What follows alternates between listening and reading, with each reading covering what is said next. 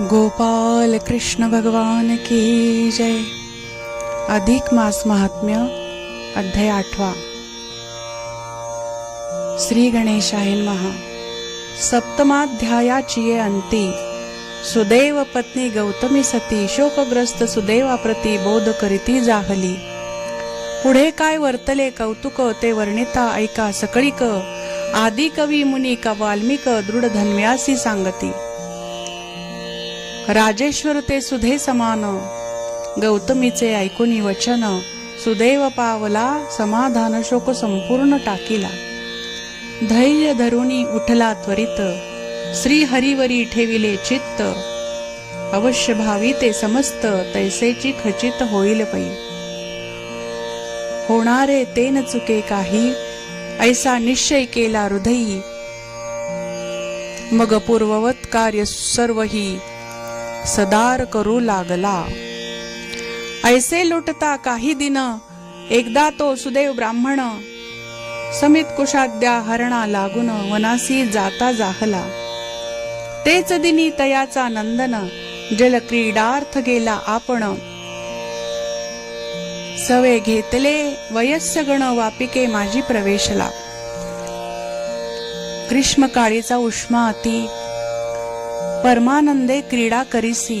परस्परांच्या अंगावरुनी जळ उडविती एकसरे।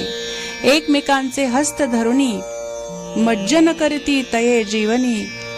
मत्स्य मगराम परी पोहणी प्रतिक्षणी घालित। एक पुढे पोहत पळत दुजे तया धरू धावत। तव तिजी बुडोन अकस्मात पुढच्यास खाली ओढावे। वारंवार येवनी तिरासी लोटुनी द्यावे एकमेकांसी। मी म्हणोनी कुदत त्वरेसी अंत येऊन वर येत। अंत घेऊन वर येत। पुन्हा जळी बुडोन परस्परा काढती शोधून। अगाध नीरी स्थिर राहून एकमेका मर्दित। मार चुकवा या बुडोनी पळती एक तळी जाऊनी लपती। एक तिरासी अवलंबिती आनंद चित्तीन समाये। ऐसे क्रीडती मिळवून मित्र प्रारब्ध ओढविले विचित्र। सुदैव द्विजाचा तो पुत्र शिथिल गात्र जाहला। मित्रवर्गाचे भय तक्षण तया वंचुनी पळावे म्हणून आपुला श्वास निरोधून अगाध नीरी प्रवेशला। निमिषा माझी गेला तळी तेथे सर्व शक्ती लोपली। सकळ अंगे विकळ झाली पुढे उपाय चालेना। उदरा माझी शिरले पाणी तत्काळ प्राण गेला निघोनी। कलेवर जड घे होवनी तळीच लागून राहिले। बहुत वेळ झाला तरी शुकदेव आला नाही वरी। ऐसे पाहुनी ते अवसरी वयस्य अंतरी घाबरले। आणि महाशब्दे आक्रोशत धावत आले गौतमी प्रत। म्हणती गे माये तव सुत वापिका जळात बुडाला। ती वज्रायसी कठोरवाणी कर्णा माझी पडता झणी। हा पुत्रा म्हणोनी ब्राह्मणी निचेष्ट पडली धरणीस। तितुकातची सुदैव ब्राह्मण श्वाश्रमा आला वनातून। पुत्राचे ऐकुनिया मरणोन्मुख जाहला। विच्छिन्न मूल द्रुमापरी अवचित पडला भूमीवरी। पुनश्च मूर्छा सावरुनी सत्वरी। दंपती उठली उभयता पुत्रा हाक फोडित। धावत गेली वापिके प्रत। तव पुत्राचे फुगोनी प्रेत तरंगत वर आले। तयासी लागवेगे काढुनी आलिंगिले घट्ट धरोनी। नंतर स्वांका करी घेऊनी मुखचुंबित पुन्हा। हस्ते कुरवाळीत वदन वारंवार पाहती न्याहाळून। रडता रडता कंठ दाटून सुदैव वचन बोलत। म्हणे गावचा तानया बाळा सत्वर उठ वेल्लाळा। मजशी बोलुनी शुभ बोला दुःख निरसी सकळीक। नेत्र उघडून या मज पाही मना लागी आनंद देई। तुझ विणा आम्ही उभयताही परदेशी आता जाहलो। आम्हा वृद्धांसी टाकून जाणे योग्य नव्हे तुझ कारणे। तुझ वाचू नामचे जिणे व्यर्थ जात गुणवंता। बाहे तुझे मित्र समस्त पाचारिती अभ्यासार्थ उपाध्यायही अध्यापनार्थ हाक मारितो पाही हा.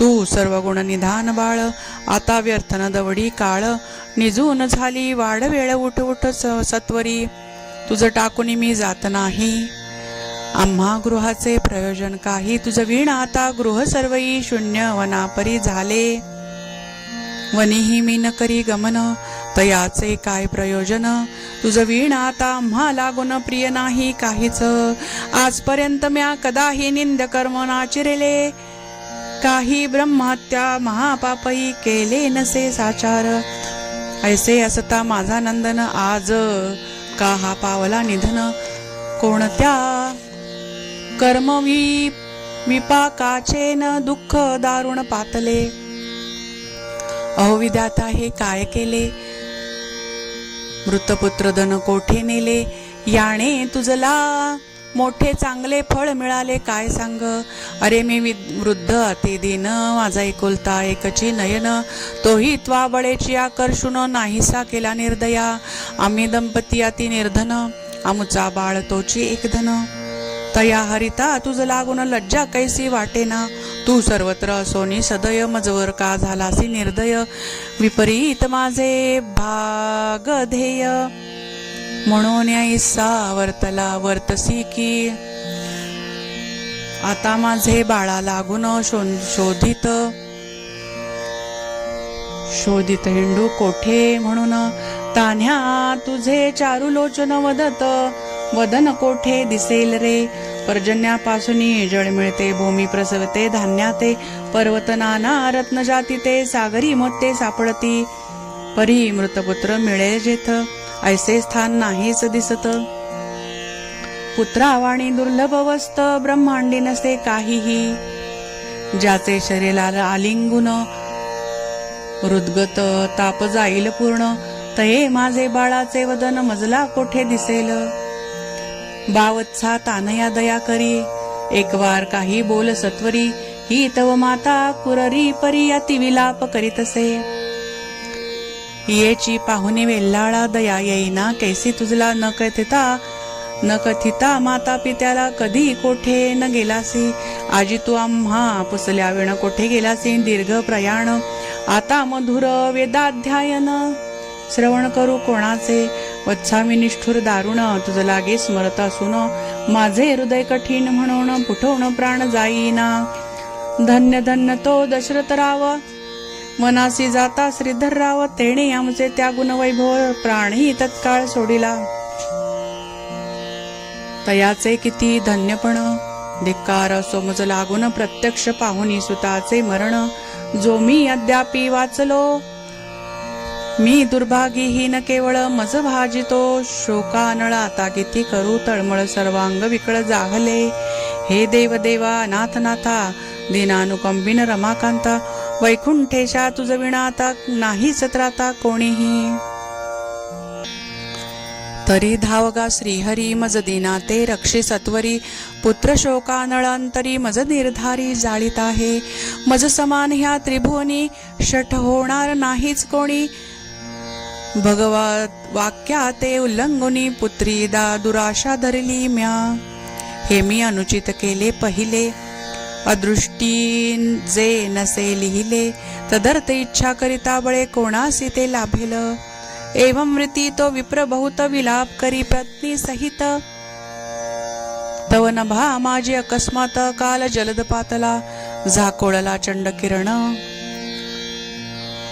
गर्जना होय अति दारुण चपळा पडत कडकडोन दिगंतरे कोंदाटली खरस्पर्श सुटला वात पर्वतही तेणे कापत महावृक्ष उन्मळोनी पडत जीव समस्त घाबरले 1 महिनापर्यंत जाण बलाहक वर्षला दारुण धरित्री मंडळ संपूर्ण जळ परिपूर्ण जाहले ऐसा पर्जन्य पडला सतत परी सुदेवासी नाही विदित पुत्र शोकानळे अत्यंत तापुनी भ्रमिष्ट जाहला दिवस उगवे मावळे केव्हा तेही नाही समजले तेव्हा शोक करिता करिता घवा मास गेला निघोनिया पुन्हा पुन्हा ऐसे वदत खानपानही सोडिले समस्त विलाप करिता पर्जन्यात भिजत मास लोटला जो, तो हरीचा प्रिय परम मास होता पुरुषोत्तम.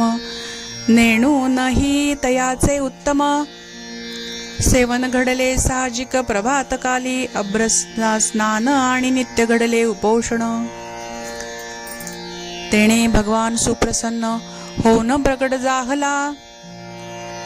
नवनीर दश्याम शरीर, पितांबर द्विभुज मुरलीधर. वनमाला भूषित सुंदर पुढे उभा राहिला.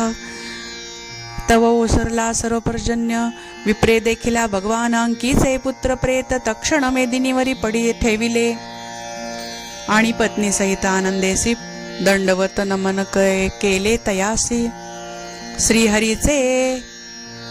श्रीहरी शरणाम्हासी ऐसे मानती. मानसी चिंतित जोडून या उभय पाणी पुढे उभा राहिला क्षणी. भगवान कैवल्यदानी तया लागुनी बोलत, सुदेवा तू भाग्यवान आणि धन्य धन्य आहे सी जाण. तव भाग्याचे कराया वर्णन, त्रैलोकी कोण समर्थ. वत्साता तुझ लागून भविष्य करीतो करी श्रवण. 12 सहस्त्र वर्षे पूर्ण हा तव पुत्र वाचेल. इतः पर तुझला सतत पुत्र सुख होईल. खचित प्रसन्न होनी म्या सांप्रत तुझ हा सुत दिधलासे. तव पुत्र सुख विलोकुन सस्पृह होतील देवादी जन. हट प्राप्त पुत्रापासून सुख नव्हे हे खरेची. परिस्वये वैनतेयाने हा सुत दिला तुझ कारणे. म्हणोनी तू पुत्रवानपणे सर्व प्रसिद्ध होशील. आणि मी होनी प्रसन्न सुचिर स्थापिला तव नंदन. आता द्विजा हा तुझ लागून सदा सुखद होईल. ह्या तव पुत्रासह सतत गार्यस्थ सुख भोगुनी. इथ अंती स्वये ब्रह्मलोकाप्रत अनायासे पावनिया. दिव्य सहस्त्र वर्षे तेथे भोगुनी तत्रस्थ भोगाते पुनश्च यात. भूतळी निरुते मनुष्य जन्माते येशील. दृढधन्व्या नामे विख्यात जगती.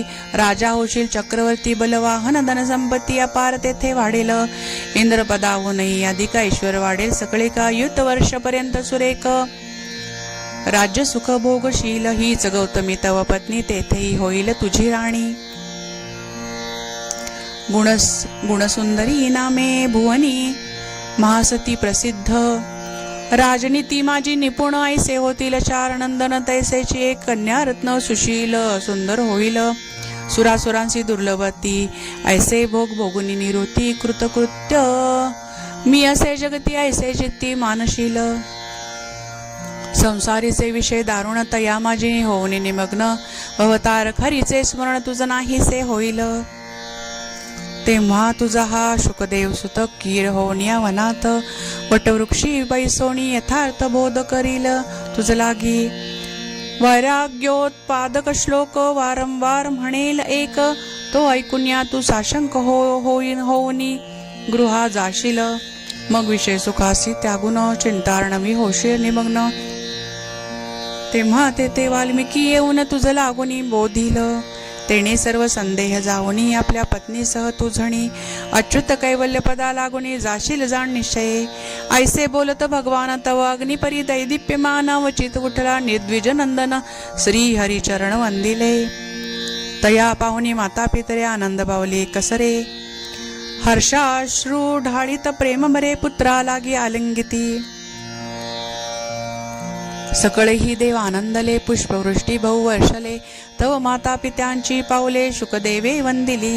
द्विजसुतासी विलोकन गरुड ही आनंदाला तक्षण. अतिचकित झाला ब्राह्मण श्री हरिचरण वंदिले.